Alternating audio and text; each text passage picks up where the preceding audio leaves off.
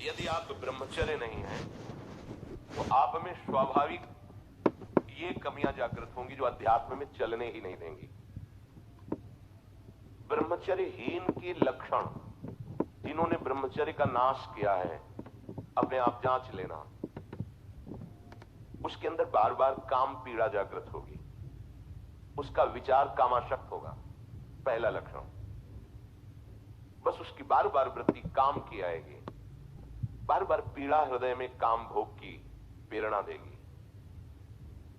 वो इतना असमर्थ होने लगता है कि आंख मिला के बात करने की भी हिम्मत नहीं रह जाती उसमें। हर समय उसके अंदर एक हीनता सी छा जाती है, वो बहुत चालाकी से अपने को छुपाना चाहता है, झूठ बोलता है, थोड़ी ऐंठन भी दिखाना चाहता है कि मैं कुछ हूं, पर अंदर से खोखला हो जाता है। ये दुर्गुण उसके अंदर जागृत होते हैं जो ब्रह्मचर्य का नाश करता है। उसके चेहरे में प्रसन्नता कभी झलक ही नहीं सकती, दुखी व उदास, जो ब्रह्मचर्य का नाश करता है। देखने से इस बदसूरत नजर आने लगेगा, चाहे जितना गोरा हो, चाहे जितना ऊपर से चिकनाट लगाए हो, लेकिन उसके कपोल और नेत्र बदसूरत होंगे। चिकनाहट से मतलब नहीं है, एक आकर्षण होता है भागवती का, वो उसमें नहीं होगा। स्वभाव बड़ा ही रुक्ष होगा, कड़ुआ होगा, बहुत ही हल्के स्वभाव का आदमी होगा। विश्वसनीय तो हो ही नहीं सकता, कामी पुरुष विश्वसनीय नहीं होता, वो कभी भी बदल सकता है। उसमें क्षमता नहीं है एक बात पर टिके रहने की। वो कसम खाए तो भी बहुत शीघ्र अपनी कसम तोड़ देगा। स्वभाव में कभी उसकी प्रसन्नता नहीं होगी, स्वभाव उसका चिड़चिड़ा बन जाएगा।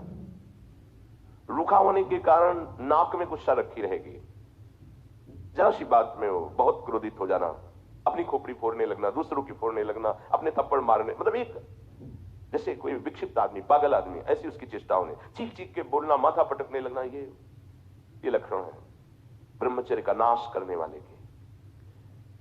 वो जीता तो है पर मुर्दे की तरह निस्तेज, उसमें उत्साह, उसमें शूरवीरता, ये सब क्षीण होने लगती है। शूरवीरता काम क्रोध आदि को सहन करना है। उसके कपोल में हल्के हल्के से सांवले दाग प्रकट होने लगते हैं, एक झुर्री सी पड़ने लगती है। ये वीरनाश का लक्षण है। आंखें धस जाती हैं और उसकी हड्डियां कमजोर होने लगती हैं, बाल पकने लगते हैं, झड़ने लगते हैं। वीर भगवान के द्वारा दी हुई वो शक्ति है जिससे भगवत प्राप्ति में बहुत सहयोग होता है। ये जानबूझकर ऐसी क्रिया करते हैं जिससे वीरपात हो। रोग न रहते हुए भी इनको बहुत सी पीड़ाएं स्वाभाविक प्रारंभ हो जाती हैं। जर्जर, दुर्बल, भागवतिक कामों में निरुत्साह, भजन करना, परिक्रमा करना, समय से उठना, समय, ये सब उत्साहहीन होते हैं। थोड़ा भी परिश्रम या मेहनत करने पर हांफने लगना, थक जाना, दैनिक दिनचर्या बिल्कुल ठीक ना होना, चित्त में बहुत सी कुचिंताएं बढ़ जाना, थोड़े से डर की बात आते ही हृदय में ऐसी धड़कन होने लगना, भयभीत होने जाना, थोड़ा सा दुख एक पहाड़ जैसा लगना, थोड़ा सा भय ऐसा लगना कि अब क्या होगा, घबराहट पैदा हो जाना, बार बार भूख लगना। What's up guys, Sanjot Ki here. I recently came across the Samsung Galaxy. Gopal शास्त्र नाम का पाठ कर लीजिए, उस जीव के लिए मंगल विधान है। प्रभु के नामों का कीर्तन ही सबसे बड़ा प्रायश्चित है। सबकी पूर्णता भगवान नाम कीर्तन से है। तो मधुर मधुर गोपाल जी के शास्त्र नामों का कीर्तन कर। आता है संस्कृत पढ़ना? हाथ नाम कीर्तन कीजिए, राधा वल्लभ श्री हरिवंशी वृंदावन श्री वंशम। 1 घंटे कीर्तन करके और कह दो कि उस जीवात्मा को आनंद मिले, शांति मिले। 1 घंटे का नाम कीर्तन बहुत है, दे दीजिए। जय श्री राधा जी। राधा आसक शरण जी वृंदावन से। सदगुरुदेव के श्री चरणों में दंडवत प्रणाम। सदगुरुदेव भगवान 3 दिन पहले रात्रि में देखा, सपने में राधा रमन जी घर पर आए और पंचायत कर रहे थे, और जब उनको गोद में उठाकर मैं बाहर गया। भैया पंचायत में क्या हो रहा था? महाराज जी साष्टांग दंडवत जी। महाराज जी ऐसे बैठ के चर्चा कर रहे थे क्या? ग्वाल वालों के संग, ये बहुत खराब है जी, बहुत अच्छे अपनी भाषा में। और फिर उनके गोदी में लेके, प्रिया जी को गोदी में लेके घर के बाहर गए तो उनका श्रृंगार बिखर गया। तो मैंने कहा अरे लाला को श्रृंगार बिखर गो, ऐसे जेठ में भर के गोदी में, और मैं श्रृंगार बिन्नू महाराज जी ऐसे। तो एक संत है राधा रमण मंदिर के बाहर रहते हैं, उन्होंने कहा देखो राधा रमण जी रो रहे हैं, और देखा उनको ऐसे चपटा रखा है कि बड़े बड़े आंसू आ रहे हैं। बड़ा मन बेचैन। गुरु जी रोज दर्शन करते थे, 2 दिन दर्शन नहीं हुए, इस वजह से हुआ या किस लिए रो रहे थे? बड़े बेचैन गुरु जी उस दिन से।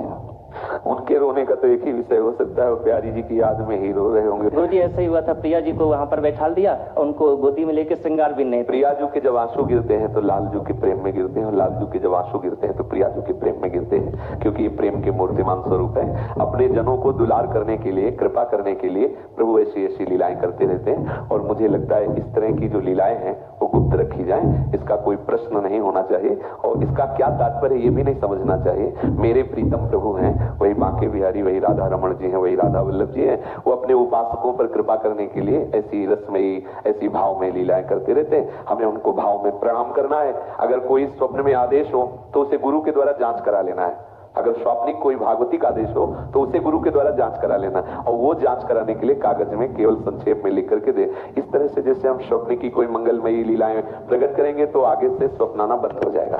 भगवान जब कृपा करते हैं, प्रभु जब कृपा करते हैं, महापुरुष जन जब कृपा करते हैं, तब इस तरह के स्वप्न आने लगते हैं भगवत लीला संबंधी, और उससे हमारा आनंद वर्धन होने लगता है। उपासक दिन भर इसी चिंतन में रहता है। आज राधा रमण जी आए थे, आज देखो प्रभु ऐसी ऐसी लीला कर रहे थे। प्रभु के प्रति विकल होना, प्रभु का बार बार चिंतन होना, इसीलिए तो आते हैं, घसीटने के लिए आते हैं। कोई न कोई विनोद भरी लीला, कोई न कोई विरह जनित लीला, ऐसा करके वो चित्त को आकर्षित करते हैं। बकाया और कुछ चिंतन करने की आवश्यकता नहीं कि प्रभु क्यों रोए। उनके रोने का एक ही विषय होता है, क्वासी क्वासी वृषभान नंदिनी बिलपत विपिन अधीर चले किन मानिन कुंज। हा राधा राधिका पुकार निरखी मदन गज ढाल, बेगी चले ही कत गहर करत कत निकुंज बुलावत लाल। ये बस उनका तो यही विषय है जी। सर्वांग सुंदरी सखी, महाराज जी के पावन श्री चरणों में कोटि कोटि नमन। महाराज श्री, कर्म रूपी सेवा अशुद्ध वस्त्रों, अशुद्ध स्थान में 14 से 15 घंटे की है। इस स्थिति में साधक मंत्राकार वृत्ति कैसे करे? कृपया मार्गदर्शन दीजिए, हमारे लिए क्या आज्ञा है? तो आप डॉक्टरी के विषय में, जैसे किसी की वो बच्चा प्रकट करने वाली लीला, तो उस समय आप, जैसे आज हमने भी बताया कि किसी हमें वृद्ध की ऐसी सेवा करनी पड़े कि वो शौच धोना है, कपड़े धोना है, तो हमारी वो भगवत सेवा है, हम उसे ये नहीं मानेंगे कि हम अपवित्र हो गए। ऐसे ही जैसे आप डॉक्टर हैं और आप ये बच्चा प्रकट करने वाली लीलाएं हैं, तो आप अपने दिनचर्या में पवित्र होकर कंठे तिलक धारण किए हुए और मंत्र जप करते हुए आप वो भगवत सेवा मानिए। उसे आपको ये नहीं मानना कि सोअर सूतक, उसे मानना है कि आप डॉक्टर हैं और वो मरीज रूप से प्रभु आए हुए हैं, आपको उनकी परिचर्या सेवा कर, आप अपने भजन में रहिए रज लगा करके, बिल्कुल आप अपवित्र नहीं है।